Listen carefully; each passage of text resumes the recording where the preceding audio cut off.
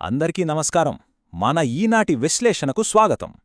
ఈరోజు మనం ఒక క్రేజీ స్టోరీ గురించి మాట్లాడుకోబోతున్నాం. ఇది కేవలం ఒక సినిమా కథ మాత్రమే కాదు. 2003లో వచ్చిన ఒక సినిమా అసలు ఎవరూ ఊహించని విధంగా చరిత్రను, ఒక వ్యక్తి జీవితాన్ని ఎలా మలుపు తిప్పిందో చెప్పే అసాధారణమైన ప్రయాణం ఇది.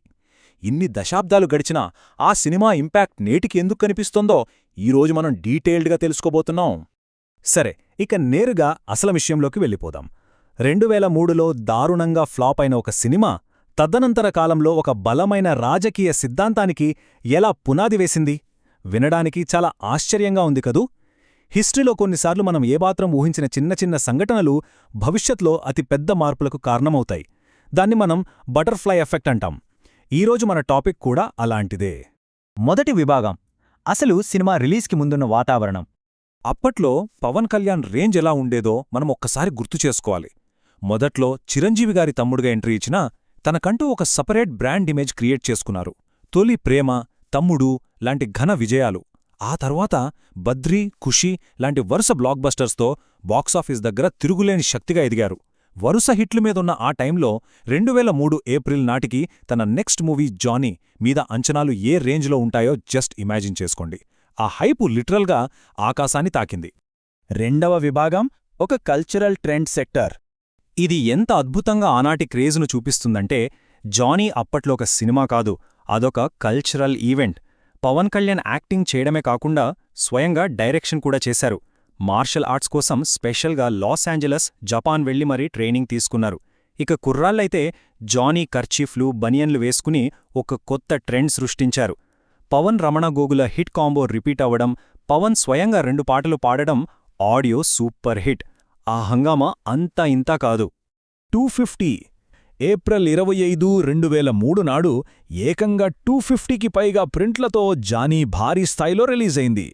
తెల్లవారుజామునుంచే థియేటర్ల దగ్గర ఫ్యాన్స్ పడిగాపులు. ఆ ఉత్సాహం, ఆ కోలాహలం వర్ణనాతీతం. ఎప్పుడెప్పుడు తెరమీద మన హీరోని చూస్తామా అని ప్రతి ఒక్కరూ పిచ్చ క్రేజ్తో వెయిట్ చేశారు. మూడవ విభాగం, ఆ నిశ్శబ్ద దినం. థియేటర్లలో మొదటి ఆట పడింది. కాని అత్యంత ఉత్సాహంగా వెళ్లిన ప్రేక్షకులకు ఒక చేదు నిజం ఎదురైంది. ఫస్ట్ షో అయ్యాక చూస్తే అంతా సైలెంట్. ఫ్యాన్స్ పూర్తిగా డిసప్పాయింట్ అయ్యారు. పేపర్లు చించుతూ, అరుస్తూ బయటకు వస్తారనుకున్న వాళ్లు తలదించుకుని మౌనంగా బయటకొచ్చారు. ఆ ఒక్క నిశ్శబ్దం చాలు ఆ సినిమా రిజల్ట్ ఏంటో చెప్పడానికి. నాలుగవ విభాగం, అసలు ఎక్కడ పొరపాటు జరిగింది? ఈ ఫ్లాప్కి రీజన్ ఏంటి? ఇక్కడ మనం ప్రధానంగా గమనించాల్సిన ఆసక్తికరమైన విషయమేంటంటే, ఆడియన్స్ ఎక్స్పెక్టేషన్స్కి, రియాలిటీకి మధ్య ఉన్న భారీ గ్యాప్. అప్పటివరకు జనాలు పవన్ కళ్యాణ్ను బద్రీ, ఖుషీ లాంటి సినిమాల్లో ఫుల్ ఎనర్జెటిక్గా చూశారు. అదే చలాకీతనాన్ని ఇక్కడ ఆశించారు. కాని తెరమీద చూస్తే సన్నగా బక్కచిక్కిన పవన్, అది ఒక హెవీ ఎమోషనల్ డ్రామాలో. ఇది అభిమానులు అస్సలు జీర్ణించుకోలేకపోయారు. ఆ క్యారెక్టర్ మేకోవర్, ఆ స్లో నెరేషన్ జనాలను పూర్తిగా డిస్కనెక్ట్ చేశాయి. ఐదవ విభాగం, ఆ సినిమా వదిలివెళ్లిన ఊహించని శాశ్వతమైన ఇంపాక్ట్. కాబట్టి ఇక్కడ కీలకమైన పాయింట్ ఏంటంటే, సినిమా ఫ్లాప్ అయింది. కాని అసలు కథ ఇక్కడే స్టార్ట్ అయింది. ఒక వైఫల్యం ఒక మనిషి ఆలోచనా విధానాన్ని ఎలా మారుస్తోందో ఇక్కడ చూడాలి. ఆ టైంలో చిరంజీవి గారు ఆయనతో ఒక మాట అన్నారు, ఇంకా కష్టపడి ఉంటే బాగుండేది. ఈ మాట పవన్ కళ్యాణ్ను తీవ్రంగా ఆలోచింపజేసింది. నేను రాత్రింబవడం కష్టపడ్డాను కదా, అయినా ఎందుకు ఈ రిజల్ట్ వచ్చింది? అంటే నా కష్టం సరైన డైరెక్షన్లో వెళ్లలేదా అని ఆయన లోతుగా సెల్ఫ్ అనాలిసిస్ చేసుకోవడం మొదలుపెట్టారు.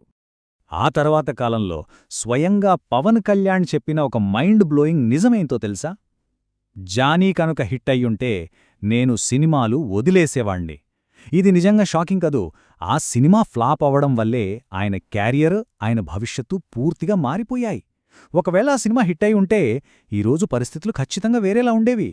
ఇప్పుడు ఇది ఒకదానికొకటి ఎలా లింక్ అవుతూ వచ్చిందో చూద్దాం. స్టెప్ 1, జానీ ఫ్లాప్ అవ్వడం ఆయనలో బలమైన ఆత్మవిమర్శను రేకెత్తించింది. స్టెప్ 2, సరిగ్గా ఆ టైంలో వాళ్ళన్నయ్య నాగబాబుగారు ఆయనకు శిష్టా ఆంజనేయశాస్త్రి రాసిన ఖారవేలుడు అనే బుక్ గిఫ్ట్గా ఇచ్చారు. ఇక స్టెప్ 3, ఆ బుక్ చదవడం పవన్ కళ్యాణ్ పొలిటికల్ థాట్ ప్రాసెస్ను పూర్తిగా మార్చేసింది. ఒక సినిమా ఫ్లాప్ అవ్వడం, అది ఒక పుస్తకం చదివేలా చేయడం, ఫైనల్గా అదొక రాజకీయ నాయకుడి పుట్టుకకు దారితీయడం. నిజంగా అద్భుతం. చివరిగా మీకో బలమైన ప్రశ్న.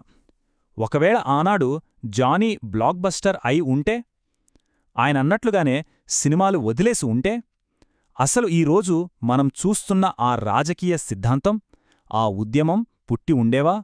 ఒక క్రియేటివ్ ఫెయిల్యూర్, ఒక పొలిటికల్ మూమెంట్కి పునాది ఎలా కాగలదో చెప్పటానికి జానీ బెస్ట్ ఎగ్జాంపుల్. హిస్టరీలో ఏది ఎందుకు జరుగుతుందో, అది ఫ్యూచర్ను ఎలా మారుస్తుందో చెప్పటానికి ఇదొక పర్ఫెక్ట్ ఉదాహరణ కదో?